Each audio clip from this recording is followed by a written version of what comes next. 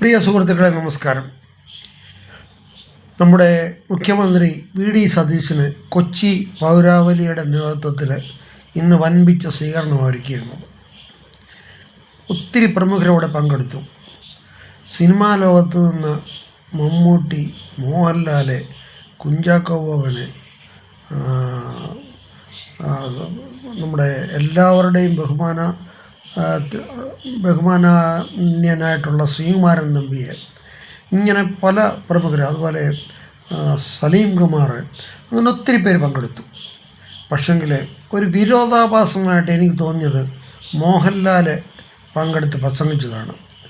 മോഹൻലാലിനെ ഒരു എന്താ പറയുന്നത്, വിശ്വസിക്കാൻ കൊള്ളാത്ത ഒരു പാർട്ടിയായ അദ്ദേഹത്തിന് എന്നാണ് എനിക്ക് എൻ്റെ ഒരു അഭിപ്രായം. കാര്യം, പിണറായി വിജയൻ പൈസ കൊടുത്ത് പബ്ലിസിറ്റിക്ക് വേണ്ടിയിട്ട് വിളിച്ച് അദ്ദേഹത്തിനെ ജയിപ്പിക്കാനായിട്ട് പബ്ലിസിറ്റിക്ക് പോയ വ്യക്തിയാണ് മോഹൻലാൽ. അതുകൊണ്ട് മോഹൻലാൽ ഇവിടെ വന്ന്, ഇപ്പോൾ ഇവർ പൈസ കൊടുത്തോ ഇല്ലയോ എന്ന് എനിക്കറിയത്തില്ല, ചിലപ്പോൾ പൈസ കൊടുത്തിട്ടായിരിക്കും, ഇവർ ചുമ്മാ വരത്തില്ല. അപ്പോൾ മോഹൻലാൽ അവർക്കൊക്കെ അഭിനയിക്കാനറിയാം.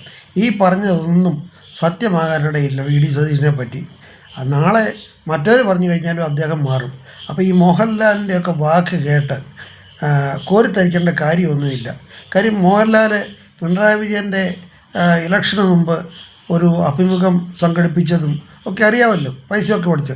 അപ്പോൾ ഈ മോഹൻലാൽ ഈ രാഷ്ട്രീയ കാര്യത്തിലൊരു വിശ്വാസയോഗ്യതയായിട്ടുള്ള ഒരാൾ ആണെന്ന് എനിക്ക് അഭിപ്രായമില്ല. കാര്യം, പുള്ളിക്കാരന് പൈസ കിട്ടുകയാണെങ്കിൽ എന്ത് ചെയ്യും എന്നാണ് എൻ്റെ ഒരു അഭിപ്രായം.